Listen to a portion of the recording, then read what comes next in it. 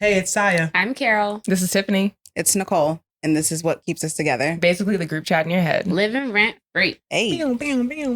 Welcome back, you guys, our fellow listeners, and wow. Are you faithful? That's what I was trying to come up with. I figured. Our faithful listeners and watchers now since we're on YouTube. Yeah. Hope you guys are enjoying seeing our mess ups in real time. Yes. Yeah. No edits. Goodness gracious. Just like and subscribe and tell your friends that you like us. Leave a comment. It can be shady, but don't thumbs down us because we can't take it. Actually, some of us can take it. Well, you thumb down her like personal profile. Don't do it for our podcast page. Jesus Christ. Go ahead. I'm fine. We trying to get one advertiser. Please, just one. Just one. Please. All right, y'all. Let's get started. We're gonna throw it back to Song of the Week. We've done a couple other things. We're gonna do Song of the Week this time. So, who wants to describe their weekend song first? Okay, I'll go because all y'all looking like stressed out. Well, so I'm not gonna lie, it's been a rough couple weeks and months for your girl, but this week has been good. Hey. So I'm just gonna go with today is a good day. Hey. Yes. I had a good week, so that's what I'm gonna go with. We love to hear That's that. good. I love it. Yeah. Okay. Who's next? I guess I can go next. For me, I don't know if this has any reference to my week, but it's been kind of on my heart. So, sure. Share whatever. with us, sister. Right. It has nothing really to do with my week. But I mean, sure, if something else happens, we got one more day. I'm sure this song works. But my song is He's an On-Time Guy by Dottie Peoples. Okay. Yes. Whoa, On the beat. Time God. I feel like a little white boy. Yes, he is.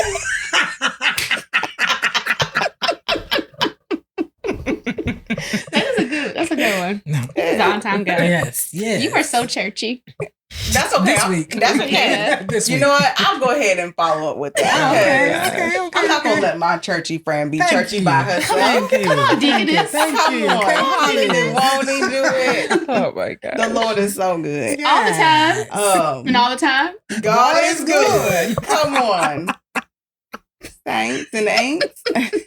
Saints and eight. I can't. I mean, okay, so like Carol said, it's just been a rough couple of, I don't even know how long it's been. I just Life. know. Forever. Still. When you have a rough forever. First of all, I am not speaking that over my life. It's just been rough. Period. I'm speaking for myself. Oh God, not forever. And there's probably a couple of songs that I could refer to, but this week specifically, probably the never woulda made it. Never woulda made it. Hey, that never woulda made it. Oh, that's a 'Cause, remix. Yeah.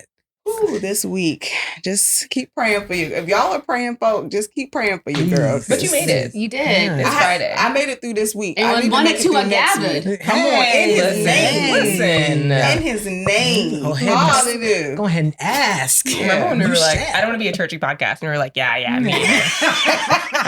That was a fun time Yeah. in space. And then we week. hit rock bottom. And who was there to lean on? But God himself. Yes. Hashtag Okay, well, my song isn't churchy, so sorry.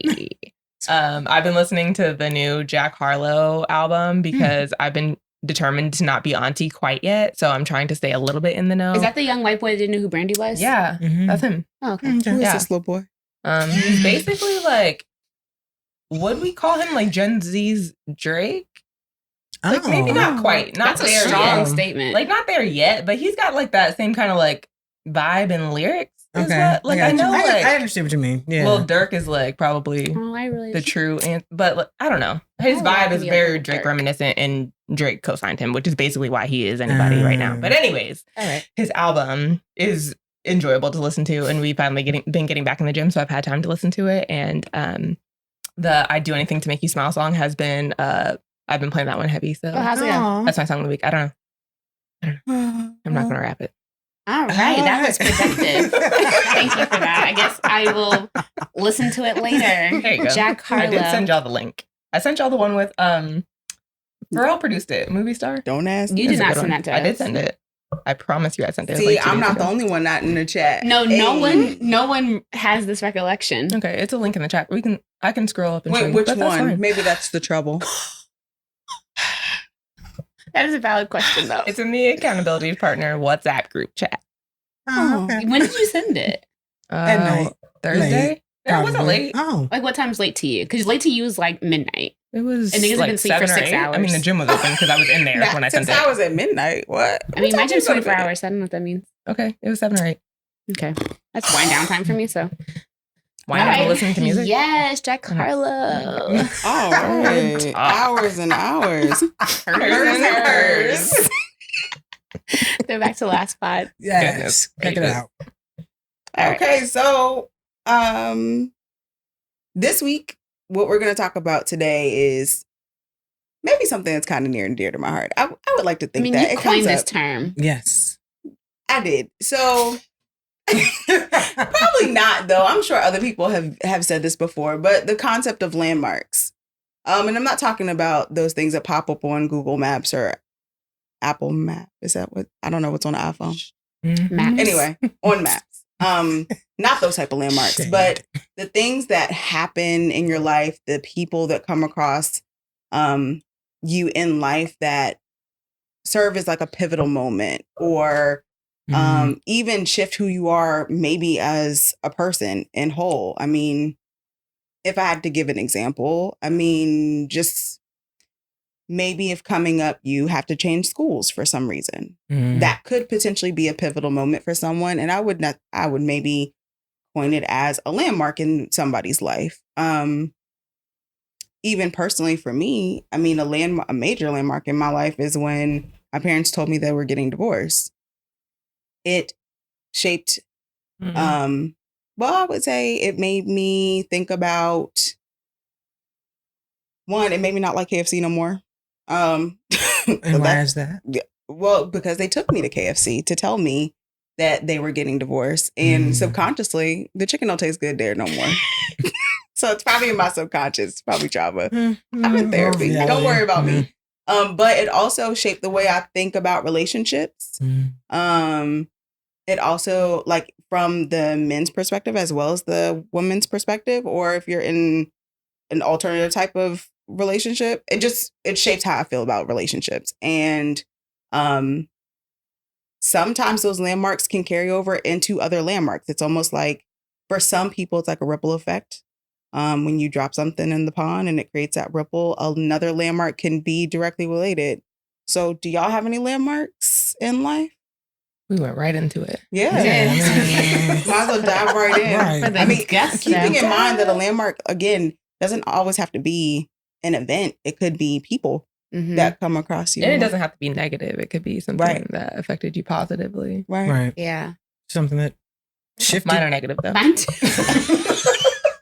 Although they turned into positive. Right. But is it also because do you think that we look for, like, why did I go through that? Whereas when good things happen, I don't really look at them like that. I mean, I can go first because I think now I see it as a positive. Okay. Okay. So one of my biggest landmarks was when I graduated from high school. You know, obviously, like for most people, you're trying to figure out your next steps. For me, I decided that next step was college. So I felt like deciding on where to go to college was like my first decision, really. Like, it was my decision to make. And I had decided to go to North Carolina A&T. I had sent in my acceptance letter. I was I knew a lot of people that were going there. I had picked my roommate. We were about to send in our rooming deposit. I literally had talked to the girl. We were filling out our form together. I went downstairs to tell my parents I had to send a deposit. And like, I remember my living room was like dark. They had like one light in the corner on. It was like, What in the Right. Sherlock Holmes? it felt very like, Ominous. yes, exactly. And I remember my mom was there, my dad was there, and my cousins were there because they lived down the street at the time. And I came downstairs, everyone was just like looking at me. And I'm just like, what is going on? I will never forget this moment. And my dad was like, I have some really good news. And I'm like, Not him framing it like that. And I was like, then why do you guys all look sad? You're right. In the dark, but one light on. Like, what is happening? And he was like, you got a full ride to Shaw University. And I'm like, that's cool. I'm not going there. That's cool for them. I'm not going. He was like, I've already accepted it on your behalf. And I was just like, all right, I'm gonna head on out. I was livid, like pissed, because I'd made all these plans to go somewhere else. My parents and I have already talked about me going somewhere else. I'm just like, how do you take this decision away from me? And so like, was that like on your radar? It was. I did go visit it. Okay. If you've been, no shade to my school, I love it now. It is intimate. To say the least. It's a very intimate university. It is not North Carolina A&T, I will say. So when I went there, I was like, oh, this is cute. This is not for me. You know what I mean? And so for him to accept it, knowing that I had went somewhere else and visited and loved that campus, it just felt very much like you're taking my power away. Yeah. I didn't see it at the time as I'm graduating with no student loans. Jesus, because we can talk about it. Yeah, and so like I remember like being just mad at them for a very long time. My dad was being like, just now. I'm saying my dad because he's the one that broke the news to me, but this is obviously a decision that both of my parents like made together. I'm assuming. And I also remember when they dropped me off and they were crying. I'm just like, why are you crying? Like, I should be crying. Right. Y'all people that dump me here. Have you seen these dorms? This is ghetto. I'm in the ghetto. The ghetto. This is ghetto. Santa Claus ain't coming this year. It is Not Santa Claus. Birthdays was the worst days. There's no champagne here. None at all. But yeah, so like, I mean, and he was just like, just do 1 year. And like, I stayed a year. It was great. Like I ended up getting a car out of the deal.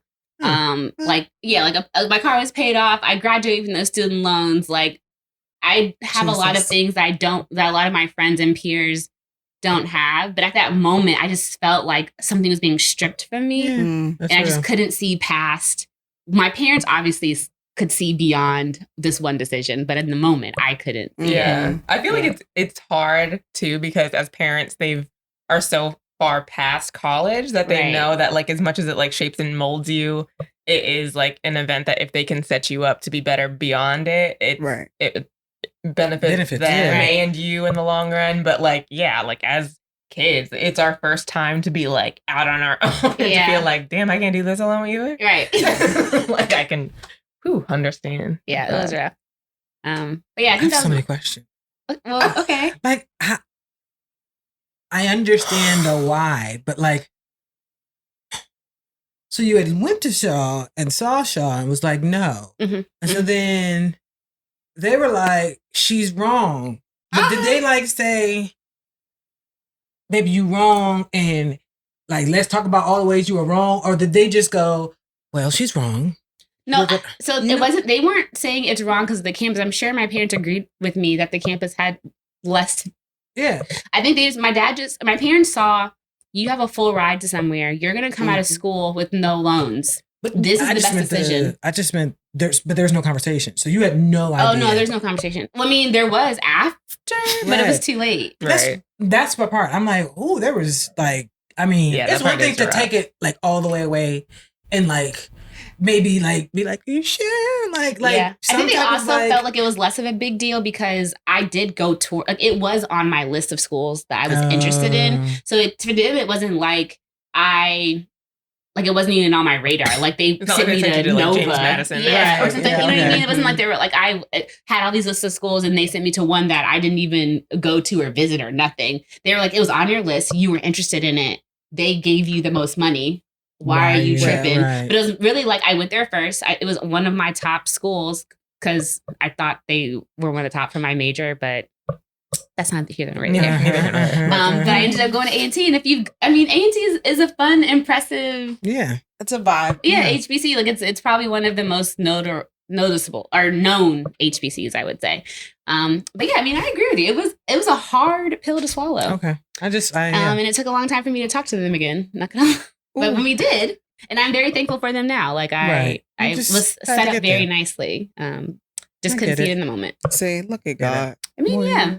I mean, parents be knowing sometimes. Yeah. Not all the time, but they be knowing sometimes. And that they was knowing. Yeah. Then. Yeah. One I give thing, them, right? yeah. They definitely got that right. Anyone else have a significant? I have one, but I do you want to go, Tiff? You mentioned yours earlier. Do you want to go? Oh, it doesn't matter who goes first. You go ahead. Okay. Well, mine is not that long ago, unfortunately. Yesterday. Last week. Mine was, I think I was like 26, and I'm not going to explicitly say what happened because not a lot of people know about it, but I was in some legal trouble. And life was different after that. I feel like Basically, she was Al Capone. Yep, that exactly. Got caught up on a RICO. Not the Rico. Not the Rico. Why did you say it in the you need to leave? We need to make that a sound button. In your white woman voice. You need to leave. No, it was like like probably the lowest I've ever felt in my life. And like a lot of things were like stripped away from me in that like year's time, I think, as a result of what happened. And I was just like, like, not that like life is over, but like my social life like definitely was like basically non-existent. And I just was like, I was single at the time. So I was like, well, I guess it's going to be me in my 30s. Like, Right. In my prime, you had an opportunity and you dashed it away. Good Lord, I dashed it. It's so funny because I like remember this time for you, and I don't remember it being this devastating. And I remember you in the time thinking that too. And I was like, wow, we perceive this so differently. And maybe it's because I'm going through it. Yeah. So I went through something very similar, Oh. but not to your degree. Do I know about this? I don't think I do. Okay, we'll talk after. Okay, sorry, y'all. I just learned so much about you guys in this podcast. It's a group chat in your head, but it won't be. You won't get all of No, this. now we gotta talk after. Because you were still out. Kind of.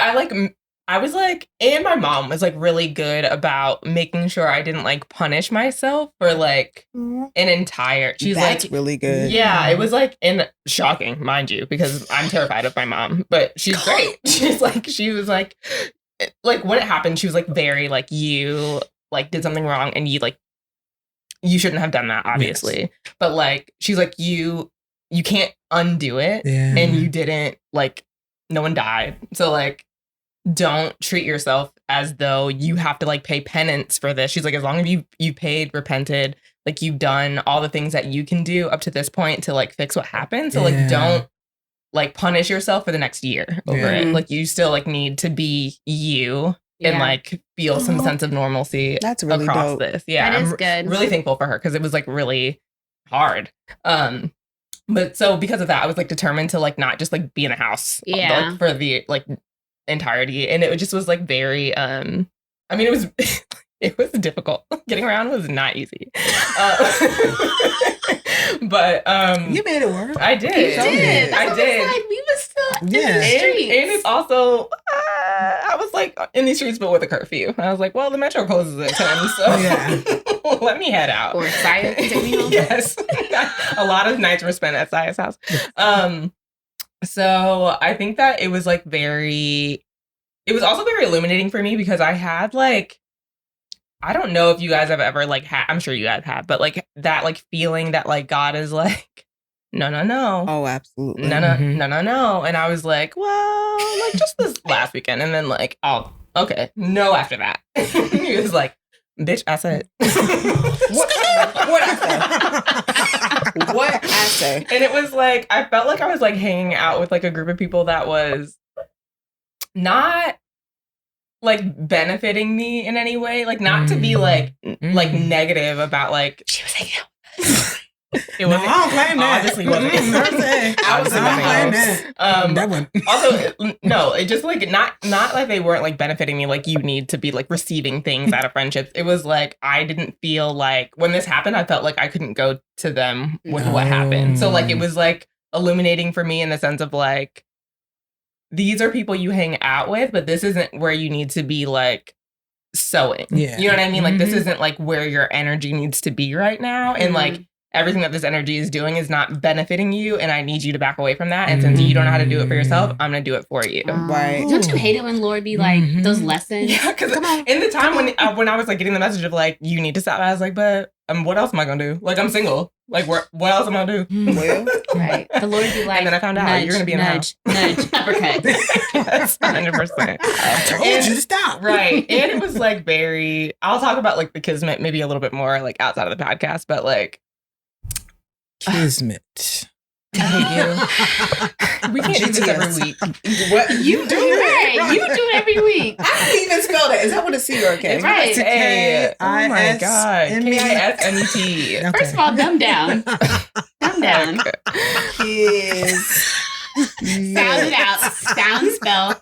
As I No, tell please you. wait until I finish the thought before you do it, because then I can't even remember what I was We don't know what the thought is. Okay, so let me tell you, kismet is a noun meaning destiny, This is really happening. fate.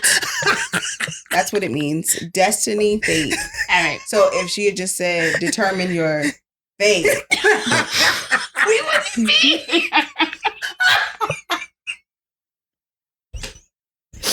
Wow, you were so smart. hashtag GTS. Google that shit. Why don't know my friends? Why? Why We don't know either. Because Shut up. Your IQ is at another Oh level. my God. Anyways, Upper echelon.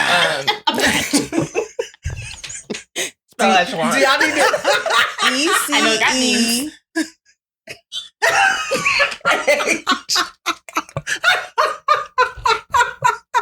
I promise you I was good in the spelling bee. Not that. It's fine. Stop. Anyway, next. First, I just want to clarify that we all graduated with degrees. Mine is Some of us- not in some of us- vocabulary. Some of us is words. more than one. And when I mean some of us, I mean her.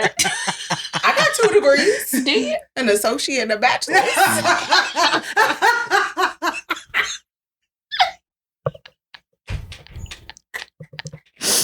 Also one of my landmarks, so you know. That's still 2.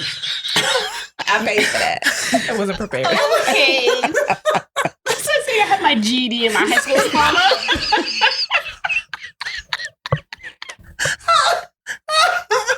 Oh, I can't do it anymore. Jesus Ooh. Christ. I'm proud of you, though. Yes. You kept going. I'm proud. You kept going. You didn't let I him never stop gave you. up. You didn't quit. And we're proud of you. Thank you. Not the only one with a real vocab over here. I hate it here. Okay, anyways, moving on. Are you done with your landmark? Yeah, because I don't even know where I left off. Kiss on.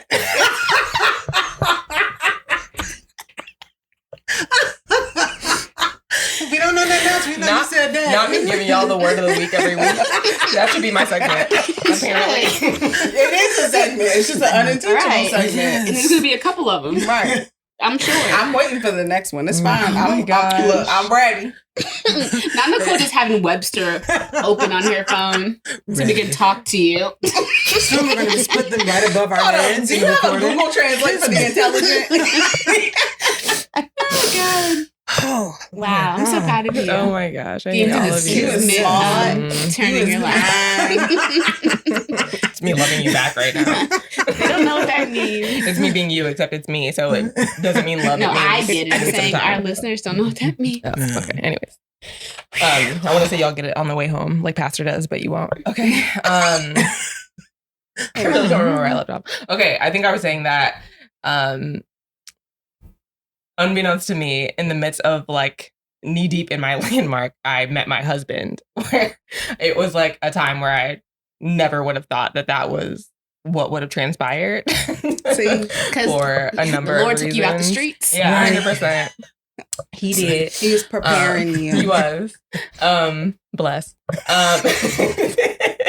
Ironically, one of the times that we bonded was because I don't know if you remember the time that you did my hair, and I was like, you were like, "Ooh, where are you going? You going somewhere after this?" And I was meeting up with Patrick. And you were like, "Oh, your coworker," and I was like, "Yeah, my friend." Probably shaded the hell out of you. You did. All of you did.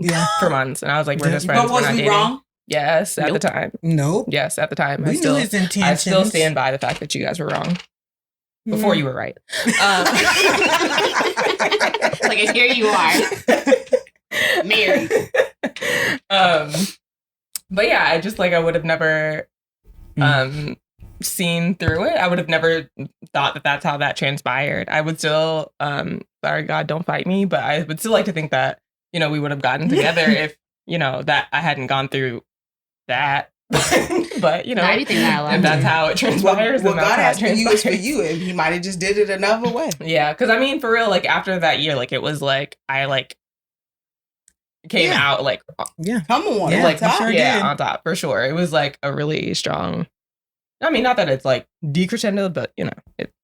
Come on, you were on a cellar of life. Yeah, it's been good. Okay, I don't know where you come up with these phrases. I'm done. Sorry, go ahead. I don't even know just what happened to me. Oh, okay. Woo. So I was trying to think about this, and I think I have a couple, but I think the main one I want to talk about is during a time before I moved here. So this is when I was in vet school. I was working like a few hours out of the week, and things were stressful, and I was not really being successful in life. And then I had literally just like when I started vet school, before I started vet school, I knew I was gonna be home. I was gonna be home for grad school, and I was like, oh, I had just come out, so I was like, I can't go back in. Like I had come out to friends, and I was like, yeah, this Pandora's box has been opened at this point, so there's no going back. And where I went to school and where I'm from, at Michigan State University, the area is not that big. Like, you know, it's not a DC. So eventually somebody was going to see me inevitably if I was dating or doing whatever. So I was like, oh, this is what it is, so that nobody else tells you before, you know. Yeah. And so that was I was in a rocky situation. So it was between that being very stressful in school. And so I was juggling all of that. And so I was like, oh, I need some therapy. It was bad at one point. So I was like, oh, okay, I'm going to get therapy. Had a therapist through the vet school. Awful. So I was like, I tried to stick it out with her for a while. But, you know, I didn't know then that this is for anybody who's looking for the therapist. The first one is not always the right. So try again. If you're not feeling like you're getting anything from the person you're with, I know it takes a long time to try to getting people's calendars, but trust me, it's worth it if you can, because I then was like, I was with her a couple months. I was like, this is not giving what it's supposed to have gave. So I went into a different therapist, Black guy. And I was like, oh yeah, I felt like I was hitting on everything I needed to. Long story short, my landmark is it's a long time ago, so I don't remember his name, but my therapist, when I was in grad school, we were having this conversation about my parents dealing with me coming out, because it wasn't we're kicking you're out of the house, because I wasn't in the house, but it was more of the like, we don't want to discuss it and don't tell anybody else about it type thing. So like trying to like keep it, because again, it's a small on the area. DL. Yeah, on the DL. They wanted me to say DL. Anyway, so I was just navigating that, and then my therapist said something that has literally changed who I am in general. I think on a whole, he asked me. He was like, "So, like, what do you think the worst that's gonna happen?" Because at that point, like I said, I already come out, already been dealing with the way in which they felt about me being out. And so they were projecting this whole, honestly, I think that's the way that they just take a step back. My parents very much dealt with discipline, like, not that I'm not going to love you, but my disappointment makes you feel like I don't, you know? So like almost a taking away of love. So he was asking, he was like, you know, so like, what's the worst that's going to happen? And I was like, well, they said what they were going to do, but they honestly haven't done it. It's not like they haven't been there. It's not like they haven't been, every weekend we would still get together for dinner and everything like that. So it wasn't as if they were doing that, but that was what they were threatening to do. So that threat for me was enough for me to be in this like state of unrest. And so when he asked that question, it was just like the biggest, brightest light bulb went off, because I was like, that's right. Like, if they were going to do that, they would have done it by now. Yeah. And they haven't. And now I just need to stand in my truth and be okay with my truth and just be okay with me. Like, it was like he gave me a chance to be okay with myself. And so that for me has been that's one a word. Yeah. Right. Anyone who is not part of our LGBTQ plus community may or may not be able to resonate with this, but I think a lot of them who are can, from their standpoint of everyone will make you question whether or not who you are either figuring yourself out to be or have determined yourself to be is always in a flux of question. And what you don't ever get an opportunity to do is really get a chance to say, well, am I okay with who I really am? Excuse me, regardless of what everybody else thinks. Like, there's just not enough time to be able to do that in the very beginning because you're still trying to figure yourself out. So you spend a lot of time navigating everybody else's feelings and not really being able a chance to navigate your own. Yeah. And so what he allowed me to do in that moment was to really process, was I okay with myself? And I was like, yes, I am okay with myself. This is why I've done this. I've made this choice to come out, I should say. Not the choice to be gay, but the choice to come out. I made that choice because I knew that was the choice that was right for me. And I was allowing everything else to kind of like, mitigate my own feeling about being out. And so when he said that, it was just like, oh yeah, they've just got to figure it out for themselves. Like, I'm okay with being okay. So this thing got nothing to do with me. I'm just going to do me. And it gave me the opportunity to be strong enough to say, I'm going to do me. And you can figure out whatever you need to figure out for yourself. Like, if this doesn't work for you, then it doesn't work for you. So then we won't deal with each other. But if this is something you're willing to navigate, then this is my line. This is where I'm at. And, you can meet me or whatever. And so it took a while. Don't get me wrong. They didn't do the thing that I was afraid of, which, like I said, freed me up to be myself, because I knew they weren't really going to do what they had threatened, or at least they didn't even like threaten, but it was just what I was used to in the way in which they raised me. So like the threat of like not being able to be yourself.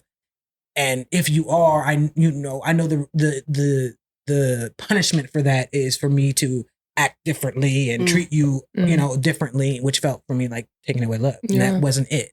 So they struggled through it, but they figured it out because I was unwavering in what I decided. And once I did that, that was great. So that, I guess that would also be for anybody else who's struggling with anything. It didn't have to be coming out, but just whatever you're struggling with your own self, you got to be okay with it first, regardless. That's the one lesson he taught me. And I try to teach everyone else because it literally changed the course of my life. Honestly, I don't know who I would be.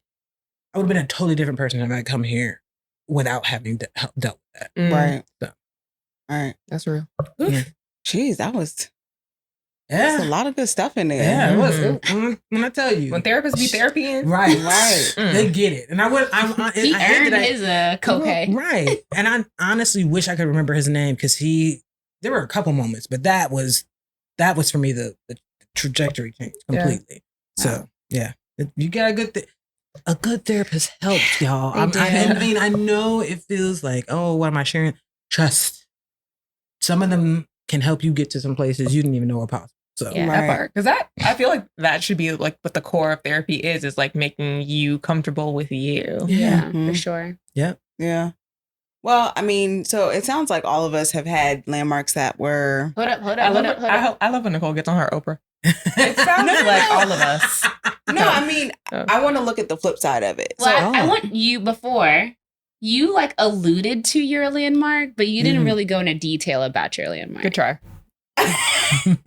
Yeah. I mean, it's the group chat, right? Yeah. But we want to hear about it. And we're in person now. You know you don't act like that in person, so stop it.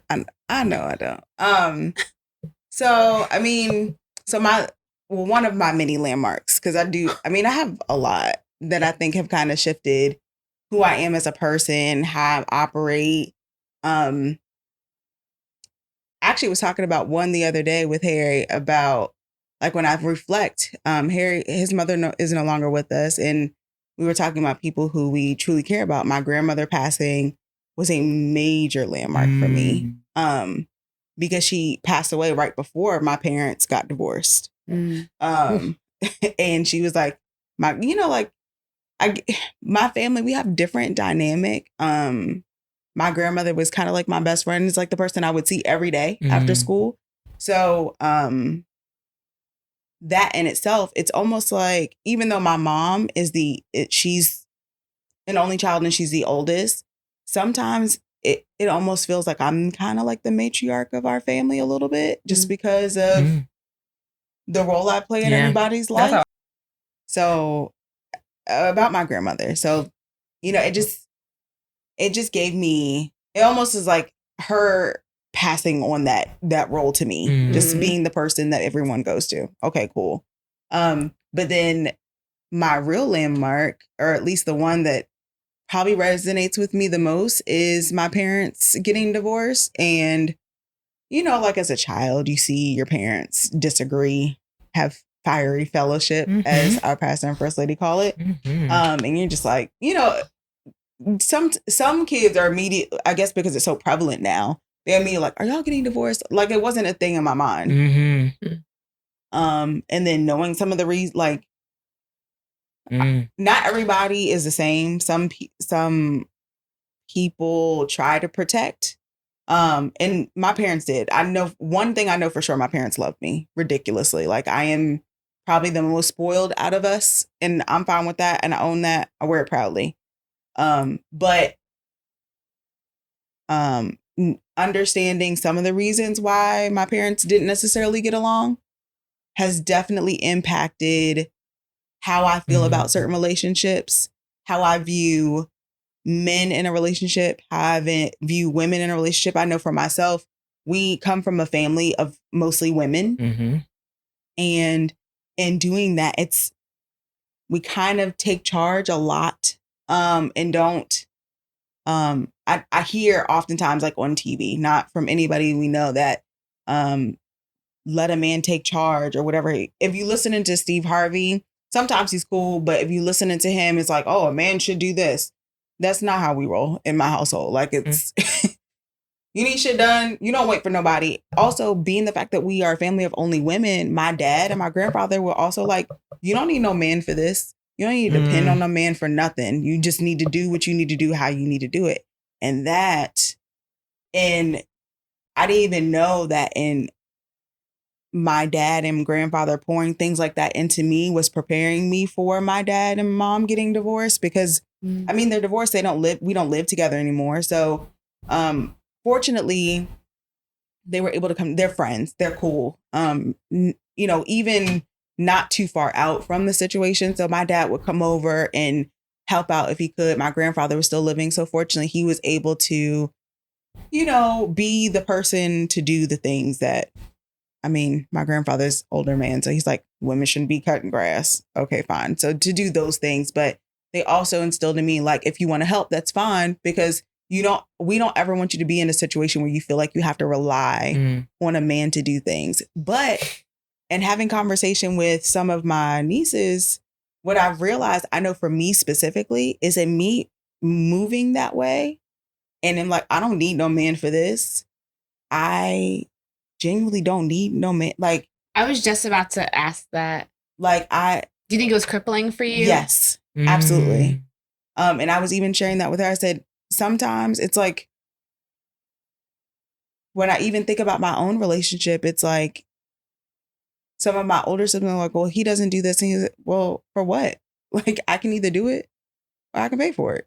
I don't understand why it's not a thing for, like, it's not a requirement of me to be in a relationship with someone who can do those things, because I've always been taught that you don't need a man to do that. Yeah. And it has been very crippling. So, okay. Can you explain how it's been crippling? Well, I was going to say, do you think it's crippling, or do you think, who made it why do you feel it's crippling? So for me, I think that it's probably crippling because I don't put a male-female relationship in the same scope of maybe I'm probably, this probably is not even the correct term, but like the traditional Like gender roles. gender role type thing. But in a way, I'm also very traditional in the sense, like, I enjoy cooking for my man. Like, because in general, cooking for me. cooking for the people that I love makes me happy. Like, I love it when people are enjoying my food. But I also like doing the little cutesy gender. Like, I'm not touching trash. I'm not doing that. Not especially if there's a man in the house. Like, for what? You want me to cook this food or take the trash out? But it's not gonna be both. I don't want to do either. That tracks.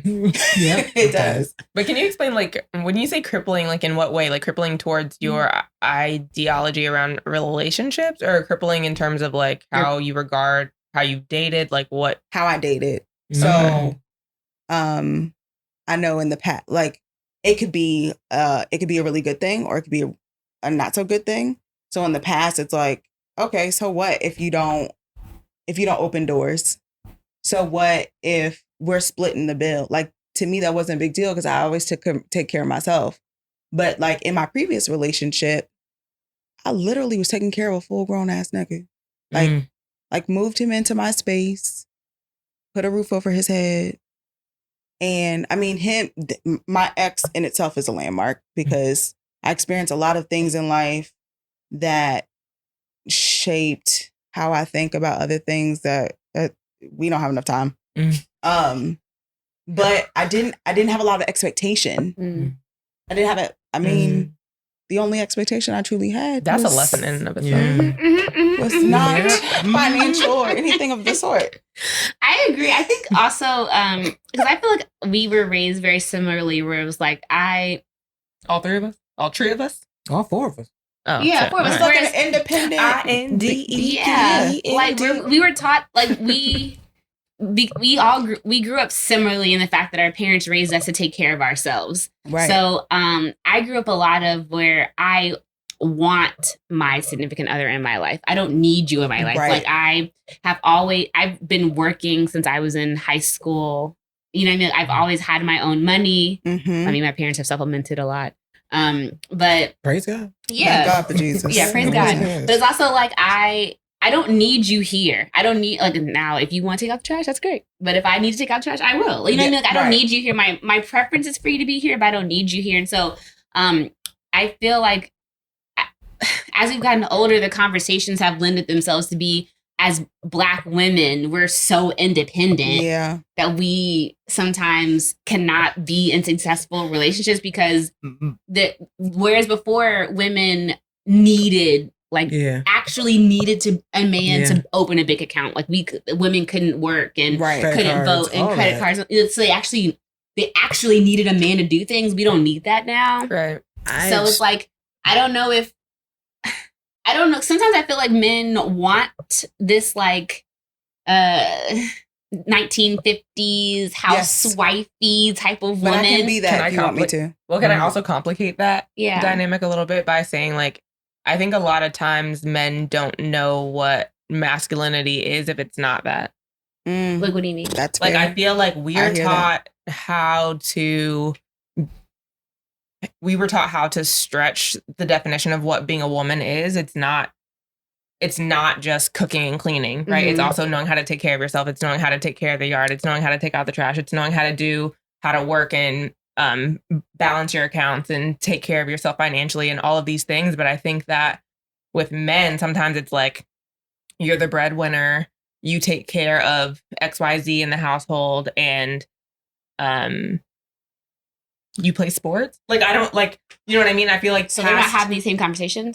No. Not at all. I think a lot of people are not. And I think that there are definitely outliers, and it might just be American culture. And I hope that that's shifting and changing. But I think that because men were seen as, like, you can do whatever you want, I don't need to teach you how to man.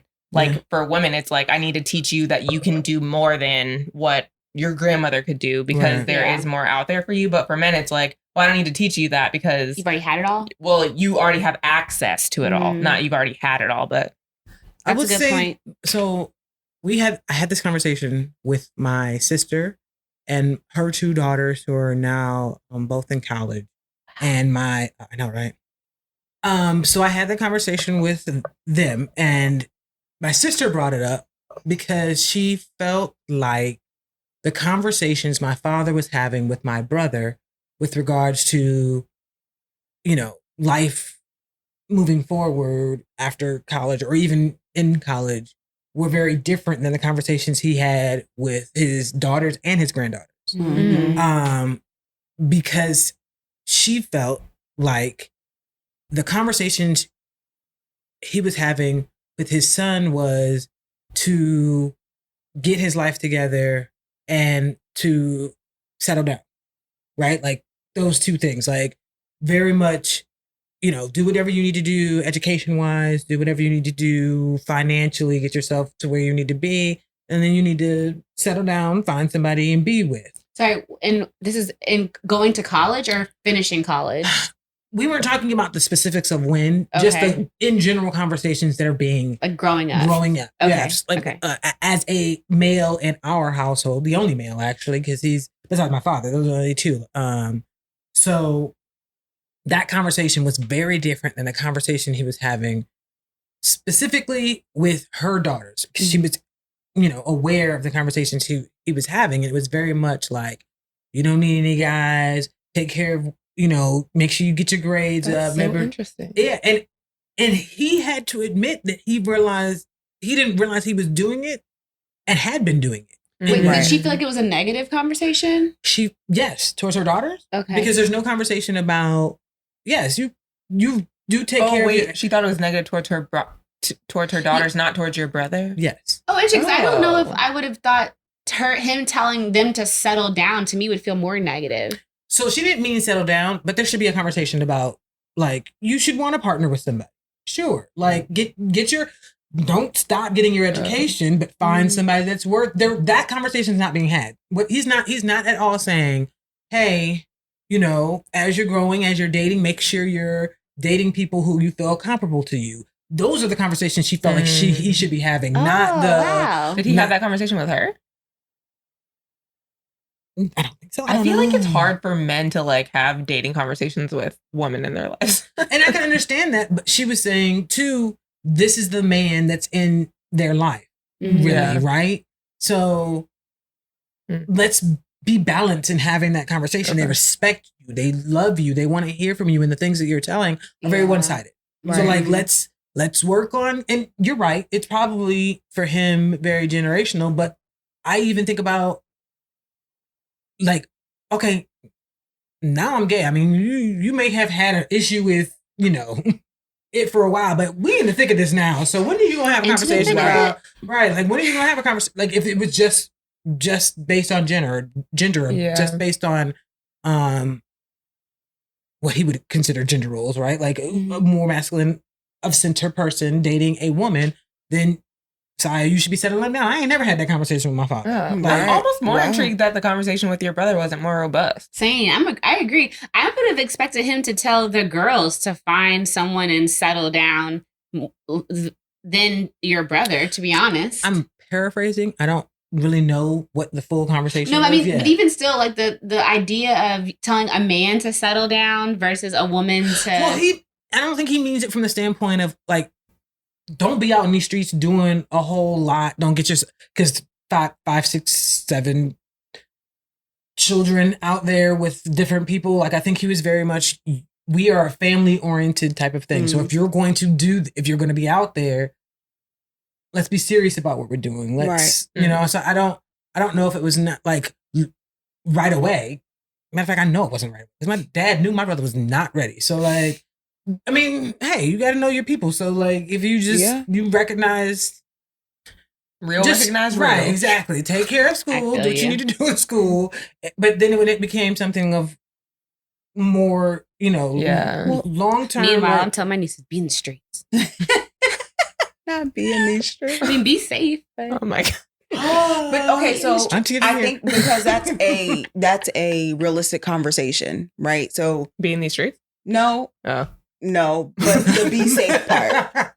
The be safe part, because at the end of the day, you know that people are not going to not be curious, not want to indulge in whatever activity that they are around anyway. So at the end of the day, do whatever you're going to do, regardless of what that may look like, but be safe. But it's very interesting. Like, it makes me think of, like, in my household unit, even though we are a female dominated household, it's still very, I don't even know what to say. Like, it's, the double standard thing comes up often with, women are supposed to do this. Men are so allowed and supposed to do this. Mm-hmm. But I also see, as I get older, specifically, people shifting in that thought process. Like, it used to be a time where if I, one, I didn't really bring people home. Like, this is just not something I did. And if I did, it was probably because I had been with that person for a period of time already. And so now y'all get to meet them. That's just my personality about being private. Actually, I wouldn't even call it private. It's called vetting. Correct. Protective, yeah. I'm protective because I don't want to introduce people to my family and then you go somewhere or I decide it's just not going to work. Mm-hmm. But I also can see now where my family will, before it was like, okay, you got to do the good thing to do. You go to school, you got your degree. Now you go to work, you buy a house, find a man, get married, have babies. Oh, find a house came before get a man. Well, it happens simultaneously. Oh, okay, sorry. Not necessarily in that specific order. Oh, okay. But preferably house and marriage before kid, right? Mm-hmm. Now, that doesn't work for everybody. And I think that even now, Harry and I have been together almost 11 years at this point, and people have finally started asking. You can't get rid of that man if you Oh, want to. decade. I tried once before, but it didn't work. Poor Harry. We love you, brother. It wasn't poor Harry, it was poor me. But anyway. Yikes. I'm gonna need, okay. All I'm saying is now we've gotten to a point in our relationship where people stop asking me. Thank God. It was awkward. It was awkward. And two, I think I was my ready for it to dad, make it awkward for them though. Because what are we doing at this point? I think even my dad started to pick up on maybe some of her landmarks is what makes her hold off on marriage. And maybe that's why Daddy. she's not. That was deep. I think he finally figured it out because one day we were out to eat and he said, well, whenever you're ready. And I was like, oh, thanks, Dad. Like you finally picking up. I mean, I'm not going to say it's never going to happen, but it actually took my niece to tell me. She was like, you're scared of commitment. I was like, who are you? First of all, who is you talking to? But you're out there, but she you're can't right. tell everybody everything. Wait. Not your niece calling you out in an 11-year relationship talking about you scared of commitment. Well, no, okay, this was years ago. Oh. And my niece. So like when you were 6 years in? Maybe. Shut up. Ain't nobody ask you. I'm talking about my landmark. All right. Anyway. But she was like, maybe you're scared of commitment. And then when you start to reflect on it, it's like, my parents are divorced. Everybody has their shit with them. Every relationship has issues in some form or fashion. And with me having a root fear of failure, it's like, well, do I want to get married to somebody and then it not work out? Why go through all that? Why go through all the motions when we are perfectly content doing this? Mm-hmm. But then I'm like, do I have a desire to be married? Do I want to? Absolutely. Will we eventually get married? Absolutely.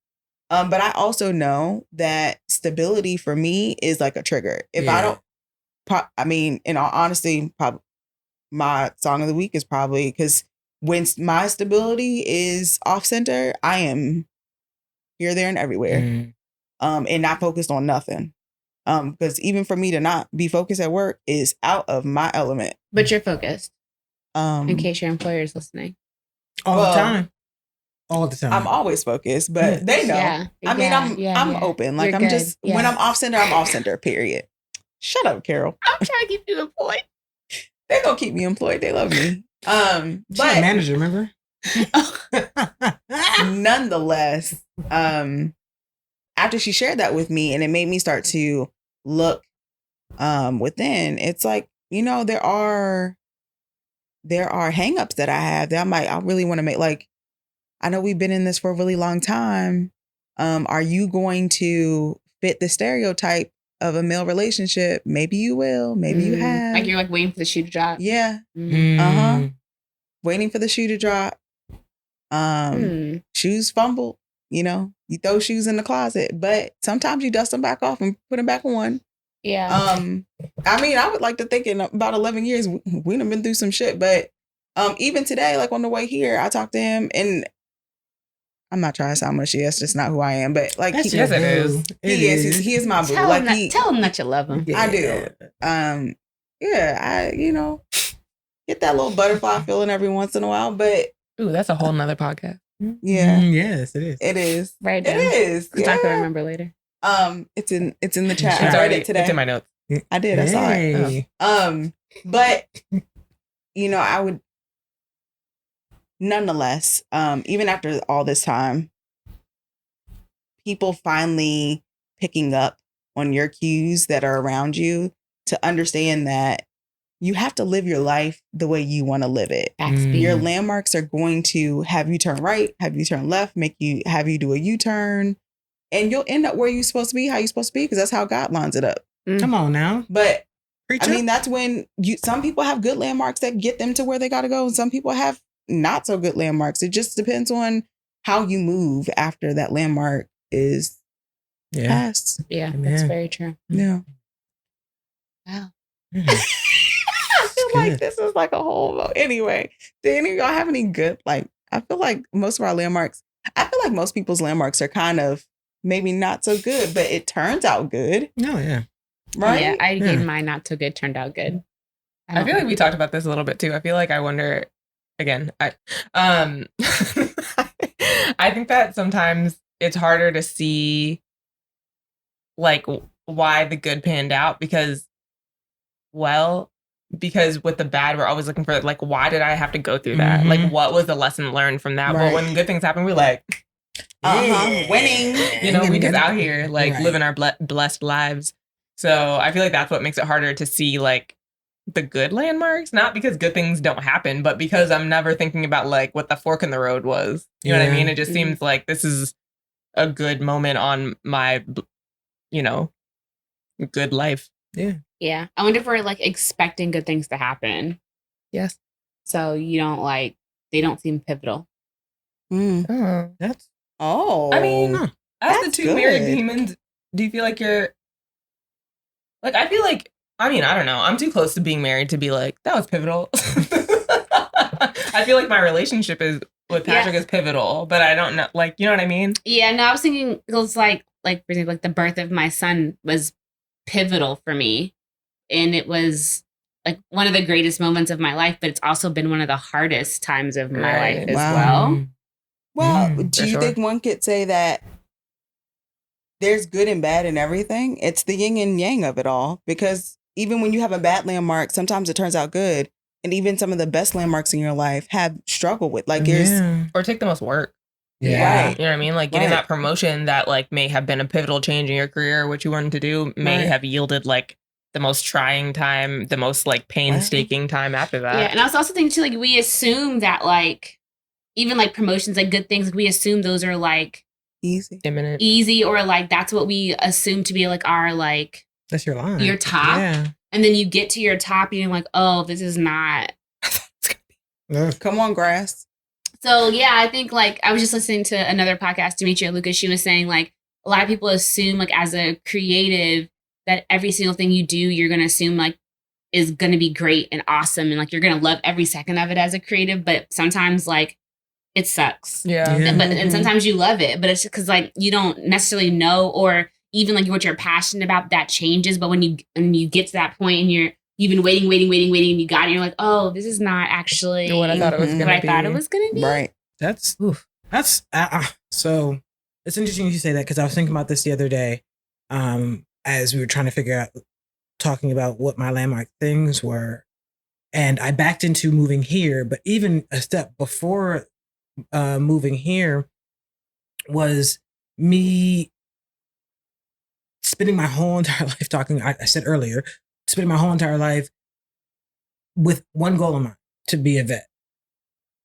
I got to vet school and it kicked my butt. And I was like, I don't know how to let this go. Right. Like I literally sat there for a couple of years trying and trying again because I didn't know what else to do. And it was the worst time in my life. I already told you it. I just come out, dealt with that, and then was not being successful. And the one thing that I was like, been working towards this my whole entire like high school and on,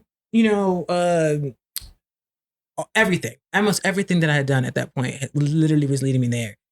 To then get there and be like, like you keep knocking on this door and ain't nothing happening. Right. No doors are opening. And so for me to fail out, let me just be clear, I failed all the way out. They were like, girl, you're going to have to go. Not you can't come back. Right, you can't come back. It's not you. It's not us, it's you. Like literally. Oh Lord. That's a pivotal moment. Trust. They landmarked himself in your life. I hate us. Because why are you like this? Fire Banner Heart. Nicole's like, wow. That's crazy. Can't believe you failed. Not even I'm sorry. It's just like gonna pour on. Just gonna add right on top. I'm sorry. Not your school saying, Stop! Just f***ing do something else!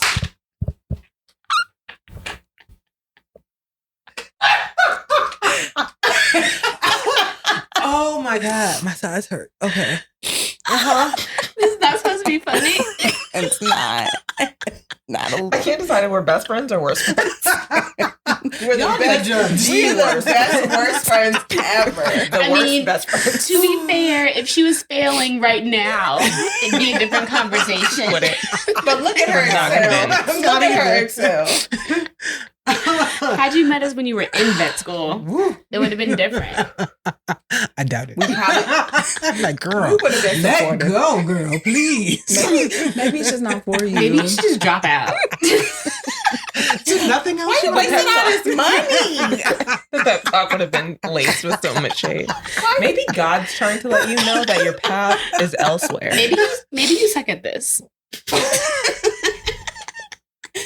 Oh God. Are you sure you like animals? Did they like you back? Are they all dying when they come to your practice, or?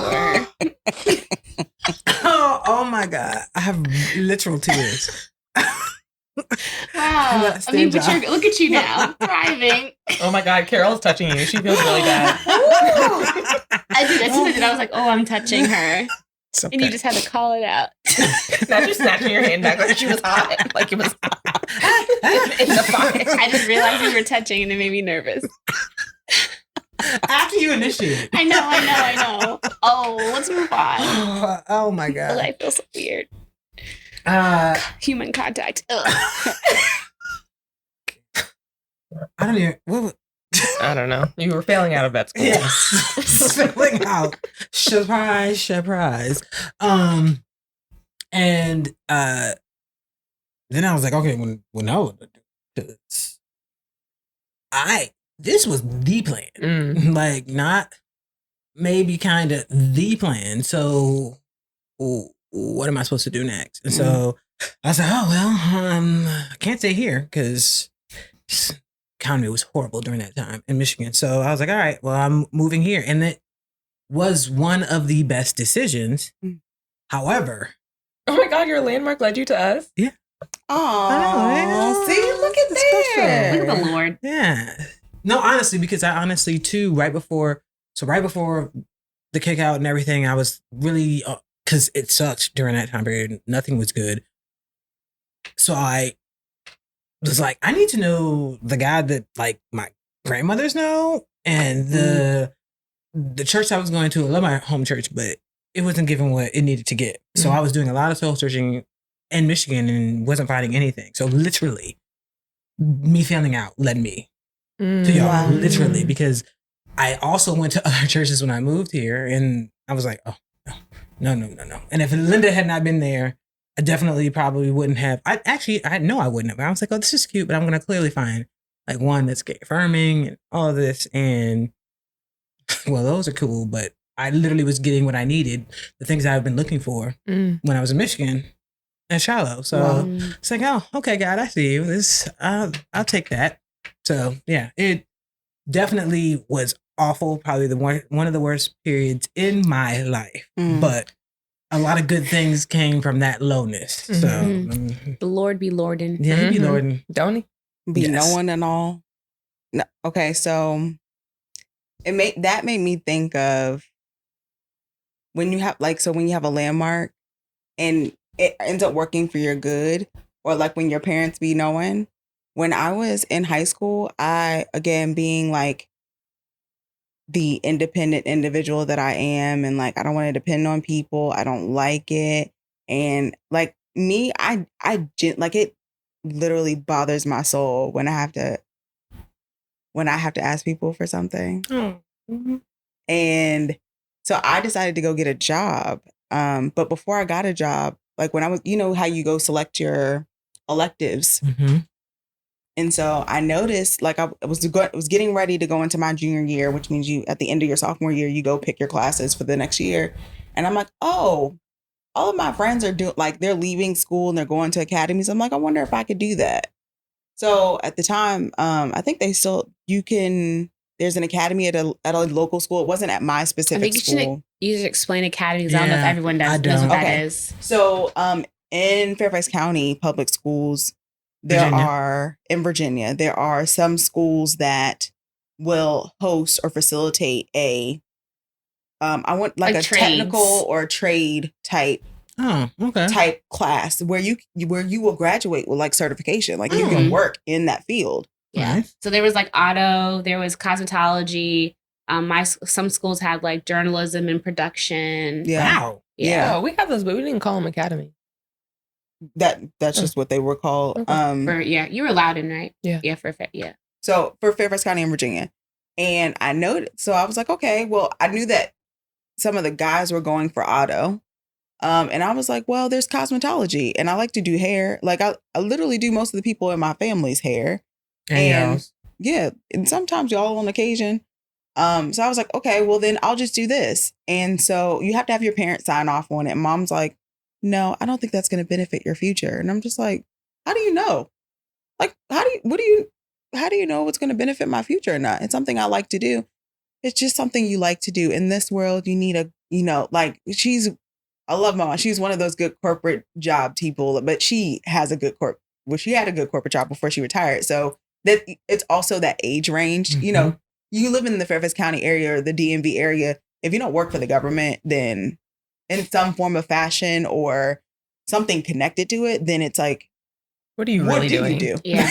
But also to her defense, if you went to most schools, so there's only select schools that had the academy classes. So for you to pick a class, you're leaving your school to go to this other school. So it's probably taking up 2 electives. So it's not like if you're picking this one elective, it's taking the time of like 2. Right. So, but it's an elective. It's not like it's taking the place of math.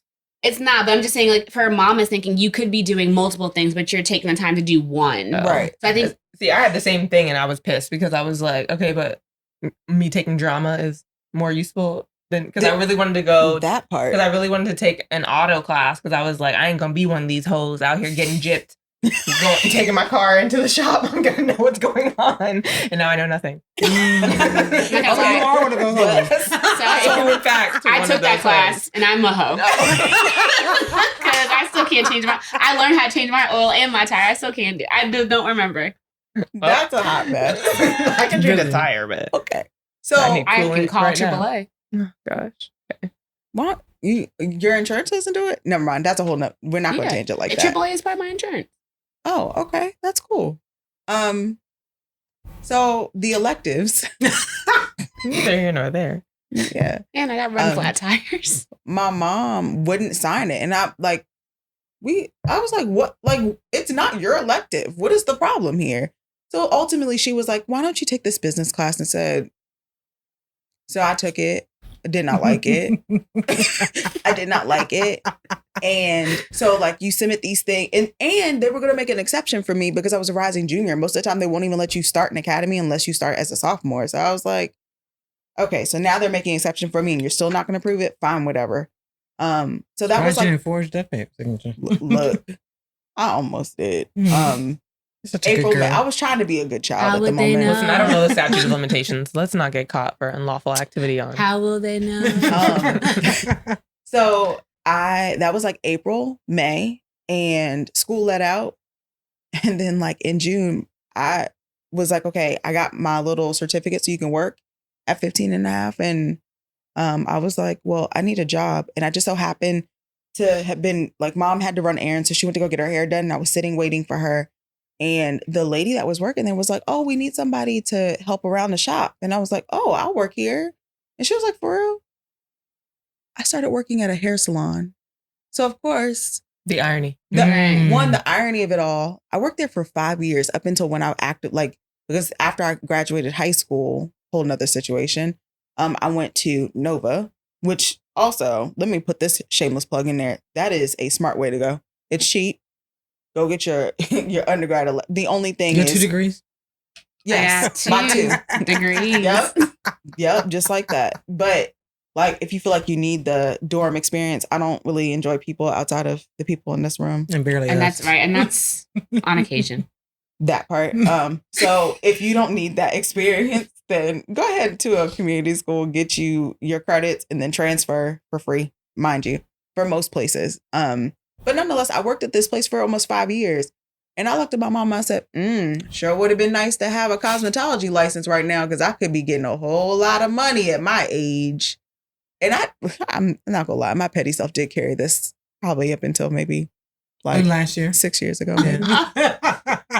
No, actually, you're right. Maybe like 3 years ago. I heard looking at the calendar on her You're phone. right. and Yeah. I didn't let that go until. Yesterday. I've been pissed since Because on the flip side of it, as life has gone on, y'all know I have degenerative disc, whatever, something in my back where my discs are disintegrating. And all I could think of is, this is now. If I had been standing on my feet all day, every day, oh my God, I couldn't even imagine. I couldn't, like, even now, I'm just like, go lay down. Wait, your discs are disintegrating? like, Degenerate. they are Wait, what's the word? Disintegrating or degenerating? degenerating, Okay. I was like, wait Yeah. a minute. which means I was immediately picturing Thanos after he was like, Same. And I was like, I was like, how are you I can't be able to talk about alive? that. It's fine. I can't So- be. How is your back still a back?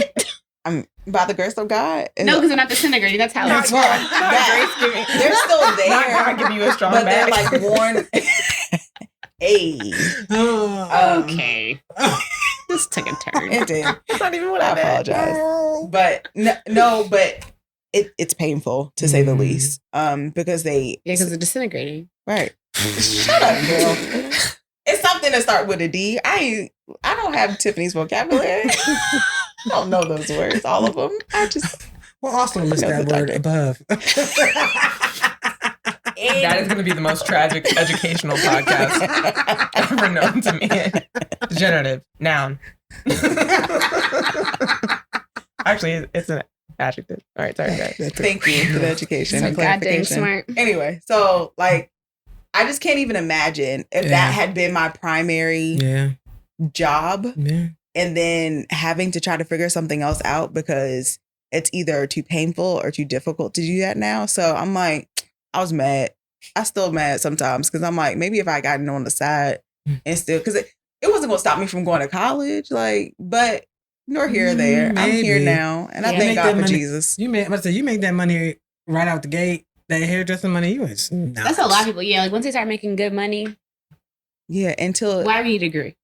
say, Why do you need? Why the do you degree? need the degree if you're already making good money? Yeah. well, because in the grand scheme of things, with a business admin degree, I could have owned that shop by now, or I could have opened my own. Mm. I mean, there's things, but nonetheless, I thank God for where I am now. I do enjoy the work that I do. But me working at the hair salon prepared me, because if you work in customer service, Yeah. work at a Black hair salon, that will prepare you Let for some that be your things. first job. Right. Right. Goodness. Because let a curl be wrong. Not a curl. Yeah, you Singular look here. curl. Have you? Let my perm sit too long. Right. This Jerry ain't Jerry. Or somebody come up with some broke off hair because they didn't let a process too long.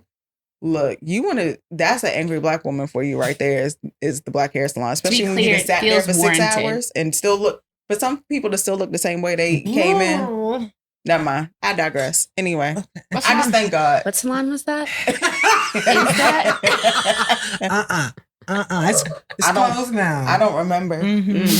Not that you working for 5 years, but can't remember. No, because it's, it's moved on from there. I don't know. On It the has or glory. you have. All of the above. Okay. Go Anyway. lay down. Landmarks be landmarking, is all I'm going to say. They do. That they do. Do you Anybody have have- another landmark? Oh, I do. Are we continuing landmarks or are we moving on? To what? Yeah. Another segment? Oh. I didn't feel like You're not ready to move on? I feel like everyone had multiple except for you and me. Oh, okay. Yeah, you the dag on there Oprah Winfrey to me Right. earlier. Because you tried to get out of your landmark. That's why. Whatever. Okay. Okay. Are you okay? Should we move on? Right. Do we need to move Or on? like- Do we want this landmark? I don't know, but you about to get it. You backed me into a corner. Sorry. You could have said no. All I did was Right. ask questions, but that's fine. Okay. My other landmark is when okay, I just won't say names. A prominent male figure in my life that is not my father. Let me just go ahead and put that out there. That is not my dad. Not my dad. Found out that he had children outside of his marriage. Wait, you found out or he found It was not a secret to him. Okay. out? So you found out. Yeah, you found Your Family found out. Okay, okay. out. I don't know when everyone found out. All I can remember is when I found out. Oh. And so I couldn't remember why his wife, not my mother, okay, was always like, she seemed like mean to him, like for most of my life. And then when this all came out, I was like, oh, Understand better by and by. yes. And so I hate you. he seemed just very much like the perfect man to me most of my life.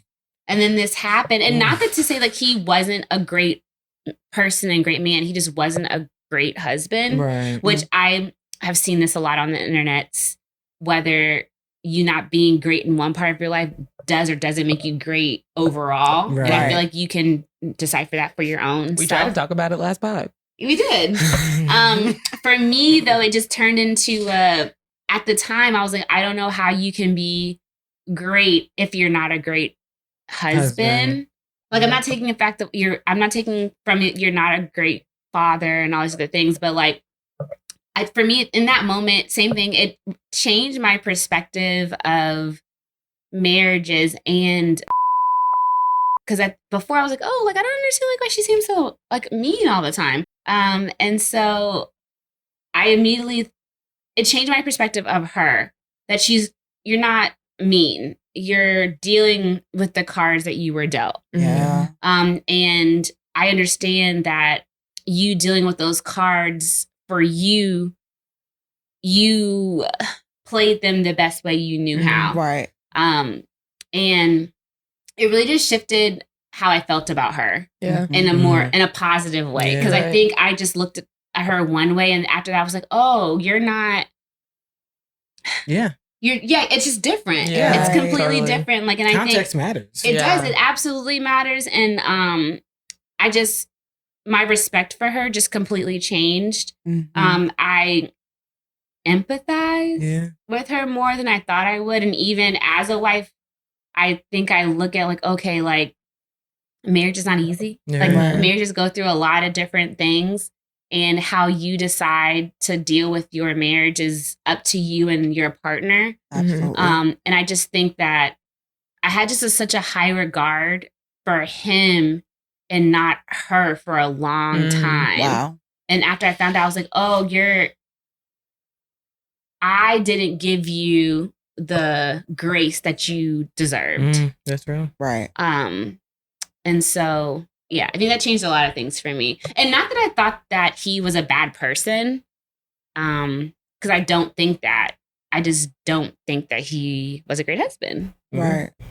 Well, I think that also goes to say that when people are acting away or come across as something, you don't know what Why? all they're dealing with and why they come off that way, as maybe guarded or maybe too free flowing until you understand the backstory. But sometimes people also need to be okay with knowing you may never understand the backstory. Yeah. You just have to keep loving that person through whatever it is. Yeah. And that changed me too, knowing like I shouldn't have to know your backstory to respect you. That's the part that I was And I about to think say. like that also changed me too. Like it's just being okay with not knowing everything, but still being respectful, still loving, still extending grace. And I don't have to know the ins and outs. Right. Yeah. And I think sometimes we feel like we have to know the ins and outs before we can extend grace or understand. But that no one owes us their ins and outs.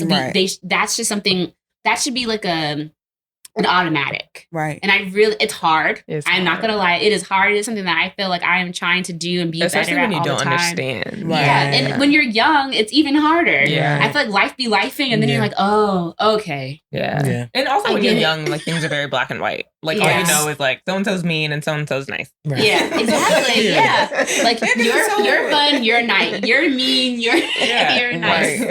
Right. Yeah. Very Matilda for that's sure. That's interesting too. I feel like there is like a topic in there that's like never mind. Nope, say it. No. Say it. No. Say it. Say it. I don't know if I'm gonna regret it. Right. Okay. Next. Well, I really want you to say it now. Oh my god. All right. Can go ahead. Oh no, go ahead. No. We have the power of editing. Okay. And it's not no, I already feel cringe. Sorry. Okay. We'll talk about it later. I really want to know. We can talk about it later. Okay. Don't forget. I won't. Write it down. I'm sick. Now I'm sick. Pissed at myself. Should I go into my landmark? Yeah. You got it. Great. Okay. I feel like my landmark is similar to Saya's in the sense of like I had like a full blown plan to go to college, work for some time, get my JD. It's gonna be sports agent, and I just like knew that I was gonna be like the first like big black girl like sports agent, and that was gonna be like my trajectory in my life. Like you can get it. I was like not a it. baller. And here I am, not having done any of that. I think like for me, like at the time of like that's a better response. When I was trying to go to law school, I had like gone to like visit schools. I was like in the thick of it, and then I just like kept seeing these like signs that were like, don't go to law school. And I was like, this is weird that this keeps happening.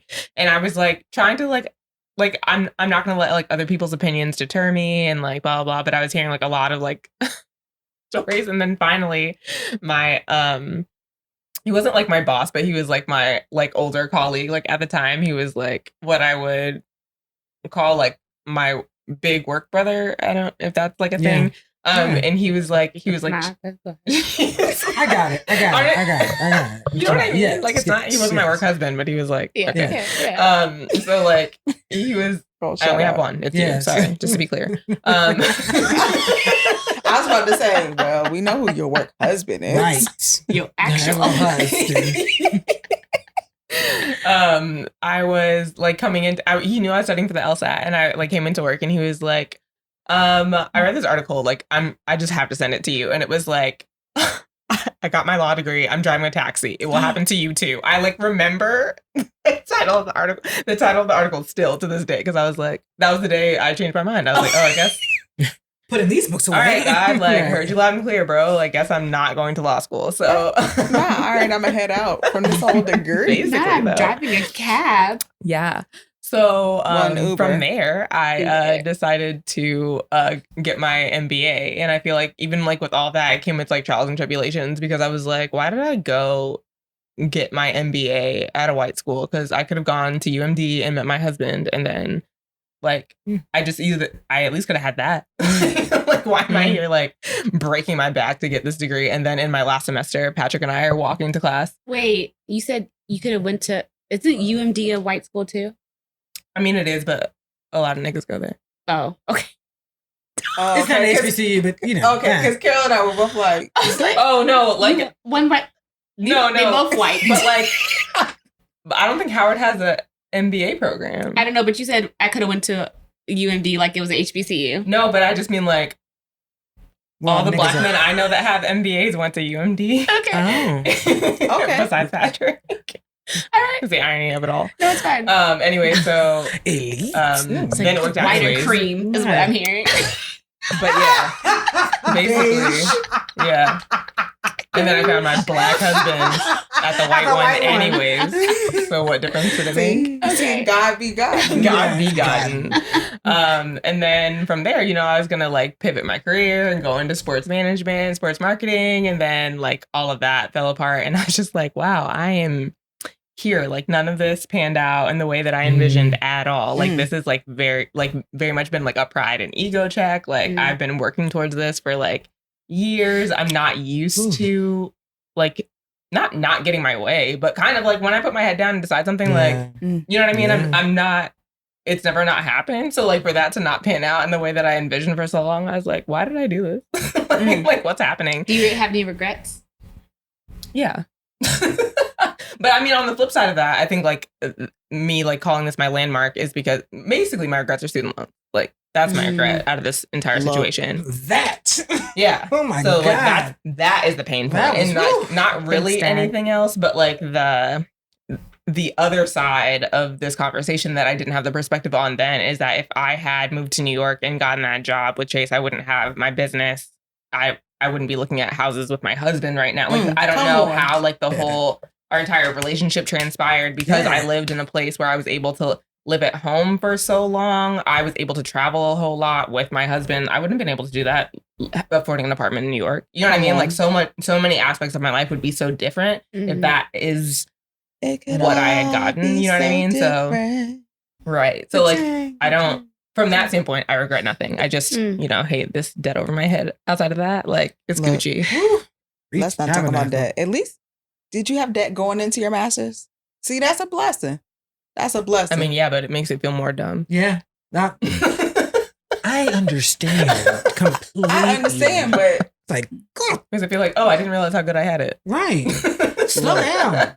Stay home. Do something else. Right. Some guy was like, Just some do guy was something like, oh, I'm else. only gonna take like 2 credits a year so that I don't have any student debt. And I was like, why?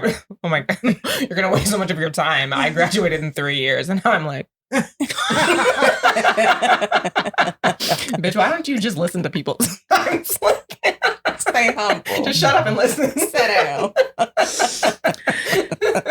Yeah. Someone just used to like cyber attack Sally Mae. But actually, of all the cyber attacks, like y'all leaving them alone? Right. We're the aliens. My God. Basically, where's who is it that goes after the people all the time? Navient. No, not I'm saying the another student one. loan business that goes after people. That's not my Sorry. But true. I would not be Very mad if Navient just shut down, like power off. I meant the cyber attackers that like they Oh, yeah, take they're like- over places. Yeah, there's a group. I Yeah, can't think of we the need name. them to. It's like If you're watching, hackers, please subscribe first, but then Right. also subscribe, share, like, comment, Right. and then go hack. Actually, if you Navient. have Navient loans, your student loans might be paid off because a lot of them were. Federal. Oh, okay, sorry, that's not your testimony. The iTwitch said a lot without saying. Was a it lot. not a federal loan? No, Navient's not I don't federal. have. No, I think that Navient has federal. I don't have any. Oh, see, I federal loans. almost got All caught of up with mine are Navient because I was private. like, should I take some of my loans private? And then Well, see, I didn't Uh-uh. start with Navient. All of my loans got sold to. Yeah. I mean, I've had 3 Oh. different providers at this oh, particular that's point. crazy. Wow, Any hackers want to sponsor this this podcast? how would that Dude. happen? I can give you I my don't full know. information if you want. So you Not can. Nicole Not dropping the- her social. You want to take that debt right to zero? Here's how. Jesus paid it all. You can help. May not pay it all. What? Do you guys ever wait, maybe that should be my tangent. Not the IRS being like, let's write this all down. Sometimes when I think about the stresses of like living in society, I'm like, I'm just supposed to be on this earth like eating fruit. Like I don't have to worry about this. I don't have that. No, that's not my testimony. Oh. On this earth, eating fruit. That's it. Like before Not you like that's jacked it it, all but like up. sometimes when I'm like stressed about like bills and debt, I'm Yeah. like, all this is fabricated. Yeah. Oh, like, it's someone not was real? like, someone like Mm. humans really decided to be Do the most. best on this earth and decide that you had to pay to be here. That's what we did. Like, the animals get to be here for free, but we decided we're smartest, so you got to pay to be here. Wow, that is a good Pay point. for everything. And I've never seen anything the same since. At all. That's that master's degree. The master's degree. Yes, exactly. That master's degree. Yeah, that's who gave it to it. Oh, Jesus. Man. Wow, what a time. Old landmarks. Yeah. Sure. And here we are. All of our listeners have hopefully had thriving. right similar Or situations. another way. I feel like we say we're thriving, but in my head we're all like with canes and walkers. Right. I just barely made it. Just- Okay, but I'm here. Eyes here though. Just gotta make it. Like Trey Songz said. Wow, I don't know if that's who we should be quoting. Nobody's safe anymore. Not At him. all. Oh, Especially not him. You're right. Let's move on. Yes. Please. Tips tangent. One thing we gonna do is tangent. We actually did pretty good today, I think. Yeah, we did. Okay. Scared. Except for the beginning. I think this is a good. I always think that. Okay. You do. You do You be always hyping us think up a that. lot. I'm Let me nervous be about like- it.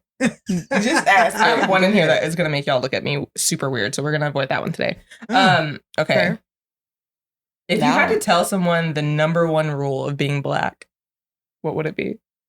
Oh, we just did this with my son. Yeah. You never that's reach what into a started woman's that. purse. Mm. I was like, oh, they might have thought about this a little bit. Let me use it. That's a good Yeah. one. So thanks, You Trey. never reach into a woman's purse. Oh. Okay. Ah, That is your one for real. That's just what we told Trey. Oh, that's what I told Trey. But I feel like that is a strong. That's got that's a it's a strong strong one. one. That is Okay, a strong okay. one. Oh, you know what? The Black mama is always right, even if she ain't. She right. Oh, I was gonna say No, Do you remember feel how like we that got as a Black mom? yes, but I was was like, I be winging it a lot. I mean it from the standpoint of this: when we were anyone who is above us, when they say something, who responds? We all do, Right. But they asked us to do something. Yes. You just experienced that this past weekend, so You're don't right. act like you did not. You're No, right. I'm not saying that it doesn't have validity. I just don't. I mean, I'd be arguing. I don't a lot, wanna so believe I'm- it. Yeah, I'm not the best person because I got questions. You know what I mean. I Just got roll with questions. it. All right, sorry. Sorry, ask your question one more time. I want to make sure I'm If thinking you had of to tell someone the number one rule of being Black, Oh wait, you know what? I'll what would change it it. be? If an elder Black woman is treated and respected like a mom, right? Right. Like Okay. Or that, auntie. that's yes, like an auntie, right? Like you may not even know her, but you know her, yeah. so you just gonna have to. How can I help? What do you need? Okay, all right, Ooh, I got Yeah. one. okay. Go ahead. If one nigga starts running, Ooh. you start running You too. ain't That's know a really And you good ask one. questions later. Yeah, Right. You don't ask no questions. Ooh, You just I pick up don't and even go. know if I've really been saved from that, but I feel like I have. I feel like I don't know what. When I ran, Oh, and I don't Yeah. need to go back and find out No, what. we can First of find out all, when we tired. Right. When we would go to the club, I'd be like, look, just know this is where the car is parked. If Mhm. you're not here within 5 minutes of the run-in, you're gonna get left. High knees, That's a don't fall. speech. Don't Knees to chest, fall. knees to chest. That's a speech they need. Okay. So I think my rule, but maybe it's because like my dad be preparing. If you are parked in a parking lot, always back in. Always Oh. back in. Huh. I always do so. Yeah. I don't- Always back always. in. I do now, but But then I'm like, when that theory is jacked up, is when you go to Costco and you can't lift your trunk. I have this argument with Shelton every single time because he always backs in. I'm like, so when we bring the Because- Costco cart and you are backed into the median, But it's the rule. You have to back your car in so that you can get Get out out easy. easy. You have to be Understand. able to Also, pull- getting out of the Costco parking lot is It's stressful stressful, too. yeah. oh, not in Maryland. Oh. Maryland I Costco's love are your like I love your Costco. chef's kiss. I love your Oh. Costco. It's never busy. It's super organized. It's never busy. It's really Oh, organized. you're It's right. The really one by your easy to house get is out. really they easy have to even self get- checkout, which all of them don't have Right. all Is the Maryland time. Costco going to sponsor this episode? I hope Yeah. they do. Also, Maryland Costco, can you please sell liquor? Yeah. Please, No, that's in and DC. wine and beer, and then I will never But leave see, you. But see, that's when I'm like, dang, I hate that theory of always backing in when you go to Costco. But then that's when I just get in the driver's seat and I wait for the bags to be loaded. I'm not touching the bags. Oh, you order online. Okay. No, No, Harry whoever's with doesn't. me- Harry is loading the car. And most of the time, I'm in the front seat eating my hot pizza while he's loading My the little car. chicken- Harry sweating and Nicole's like, My chicken bacon, my mocha freeze. But I know don't one thing. scratch the car either behind me. That part. Yeah. Don't scratch my shit. But when you get, here's your food, babe. See? not I know he's saying things under his breath. Elmer button the whole way. Right. Yeah. But he's like, I'm gonna be quiet though, because she's about to cook these good old chicken thighs. Right. Oh, what did I just put in here? I Right. know I'm gonna get Right, I'm some. finna eat. Right. My funny. number one rule for being black is season your meat, season your salad. And both sides. Can we talk about this? Yeah. Wait, season your Is that a salad? thing? Yeah. Okay. You've been salading Hold on. wrong? Wait, what do you mean season your salad? Season your salad. Yeah, What does that salt and mean? pepper. You gotta put some seasoning on it, and like Salt it's just and pepper? lettuce. It's like, because you know how like you want to put dressing on your salad to give it flavor, but like seasoning doesn't have calories. So if you season your salad like you season meat, like your salad will have flavor without you needing a Oh, whole is this bunch a of new dressing. nigga rule? Because I've never heard this. I didn't. I Wow. wasn't. Well, I I think was just saying salt and pepper I because think I'm the still on season the meat dressing. part was probably the number one nigga rule, but it's poured out into other things. Because I remember Saya was sharing that with us a couple weeks ago about seasoning your veggies. Yeah. Like the amount of time you spent, the spend on your protein is the amount of time you should spend also on your side Agreed. items. Yep. That's why Brussels sprouts are so good. Mhm. You got season. Yep. Yeah, I've just never seasoned my raw salad. That's. I mean, I've done salt and pepper. I don't. Are you saying something other past that? And are we talking about like rubbing it into the leaves? Like, what are we doing? I mean, You make love to your romaine. First of all, Your romaine can do is that. I don't know if romantic. that's a black rule, but like kale, you got to massage Yeah, it with you the gotta- lemon. yeah, so exactly. it, That's to what I break was it down saying. a little bit so it's not as tough. Yeah. But like you Well, yeah, can season look it with like, I mean, depending on like what the flavor profile is, if you have like meat in your salad, whatever the what's going on the meat can go on the salad. Oh, To like I've make it never- like less water. Especially like I don't eat romaine salads because I think romaine tastes like water. It is. But like if you season it, it's more flavorful, and then salads are more enjoyable. I don't. I've That's just never, new. It's just new. This I've is never. new to me. I just- All right, I- seasoning meat is I guess my. I follow Both this sides. guy on Instagram, and almost every video he starts with is somebody making. Typically, it's like a Jamaican dish. He's like, "You got to wash your rice, man. You got to." I'm like, Mhm. "Oh, don't look at this me. wrong. Don't look at me. I've been doing this wrong the whole time because I didn't used to wash rice, but Oh, as I mentioned earlier, when you know better, you do better. Exactly. You know better, you do better. Carol, do you not wash your no, rice? I do wash my rice. Do you wash now. it before or after you cook it? Before now. No, no. You have this okay. conversation. I don't need y'all telling the world. Indeed. Let's move on. Do you have a question? You want to talk about yourself? I didn't. You guys all looked at me. Got some questions. Yeah. No, we there's- had some. It's okay. Just know you have to wash your rice. Yeah. That can be all for now. before you cook it. Feel like we should move All on. right, it's time for Meme of the Week. Oh man, it went away. Okay, hold on. I gotta go back. Mm. Had my Meme of the Week up, and I was ready, and then went away. Okay, ready? Yeah. This is from I'm Just Eden, and it says, "In the mood for a cocktail, hold the tail though."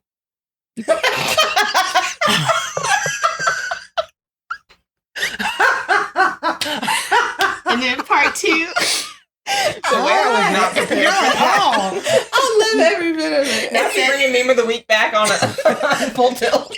Y'all gonna love this one though. It says, "Y'all begging for niggas to act right like summer not 2 blocks away. Stay woke, ladies. Yes. It's time to have a hot girl summer."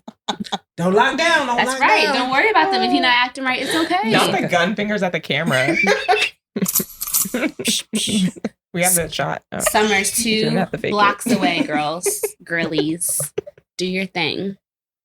Well, Someone has. can I also say this? If your man is manning right, your hot girl summer, winter, fall, and spring. All right. Mm. But if he's not, Oh. Moving right along. Moving right along. Should we do All right, some, well, it's time for aftershade. As if we haven't been shady enough. Right. Per usual. Right. Damn. Per usual. I wonder if, like, what is getting through a pod not being shady like? Is it boring? Wow. I don't know. Not interested. First of all, we've done a podcast. 0 out of 5 stars. Would not recommend. Very ghetto. We haven't had our friendship that way in God knows how long. So That's true. That's true. First of all, our friendship is built on shade. Yes. Like, all of us are our own tropical island. I just feel like we talked about a lot of really heartbearing things just now, and everyone was like, wow, you suck. That must suck, because you really suck. It sucked. We suck, and you really suck. What I went through sucked, but yours sucked. Dang, how did you come back from that? What would it be like if we were nicer? Oh, God. And look at y'all Guess we'll never know. strangely, right? Like, are y'all all right? We do love each other. We do. We love each other and we love our listeners, which is why we're going to go back to the after shade. Way to bring us back. So that we Yes. can affirm our listeners and watchers. Yeah. Dang, Good job. hey, Nice. look at you. Okay. So do you want to start? No, can I please go last? Oh. Okay. Do you want to All right. start then? Oh, okay. We're doing swinging all around. All right. So for me today, I think I want to affirm with our listeners. All of us have had pretty big landmarks in our lives, and as I was listening to all of this, I realized like how great. I'll check in a moment. How grateful I am that like we all have gone through that, because I don't know who I love y'all like this, and I don't know what else that would look like, and That's I don't real. want to know. I think I just like we've often had to talk about like whether or not oppressed groups feel any empathy, and I feel like you gain empathy, you gain your character and the landmarks that you go through. And so I want to affirm for our listeners, if you are struggling through what could be later on looked at like a landmark in your life, just know that the person that you'll become is the person that you're supposed to be. I think that that's the main takeaway from this whole entire episode. I think that I got from that is, life be lifing real hard, and it may not look like you're going to see the other side, but I promise you, the person you are on the other side is going to be somebody that a lot of the people that are currently in your life and the ones that you will meet will appreciate and love even more. And you'll become more of yourself. You get to know yourself a lot more having gone through these trials. So hang in there. I know it's rough, but I affirm that you will be the person you are supposed to be when this trial is over. So just ride it out a little bit longer.